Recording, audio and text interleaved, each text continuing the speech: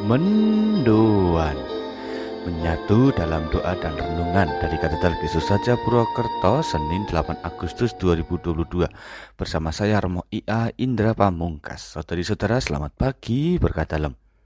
Mari kita sekarang siapkan diri untuk merenungkan sabda Tuhan sebagai bekal untuk menjalani aktivitas dan perutusan hari ini. Kita akan merenungkan dari Injil Matius bab 17 ayat 22 sampai dengan 27.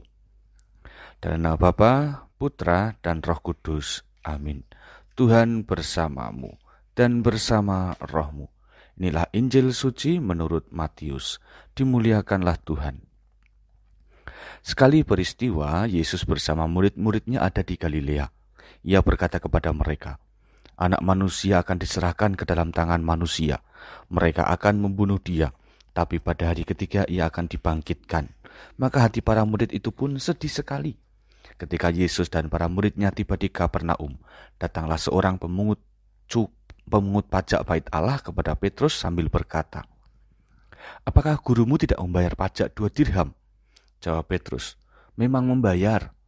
Ketika Petrus masuk rumah, Yesus mendahuluinya dengan pertanyaan, "Bagaimana pendapatmu, Simon? Dari siapa raja-raja di dunia ini memungut bea dan pajak? Dari rakyatnya atau dari orang asing?" Jawab Petrus, "Dari orang asing." Maka kata Yesus kepadanya, "Jadi bebaslah rakyatnya. Tetapi agar kita jangan menjadi batu sandungan bagi mereka, pergilah memancing ke danau, dan ikan pertama yang kau pancing, tangkaplah dan bukalah mulutnya. Maka engkau akan menemukan mata uang 4 dirham di dalamnya. Ambillah itu dan bayarlah kepada mereka, bagiku dan bagimu." Demikianlah sabda Tuhan. Terpujilah Kristus.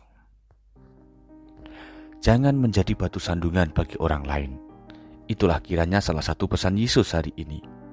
Siapapun kita tentu tidak ingin mengalami ketersandungan yang menyebabkan jatuh atau terhalang dalam berbagai dinamika hidup. Dengan membayar pajak, Yesus menunjukkan sisi ketaatan kepada hukum yang berlaku. Yesus tidak ingin mengajarkan sesuatu yang menentang hukum. Justru, Yesus ingin menjadi pribadi taat dalam mengemban kewajiban.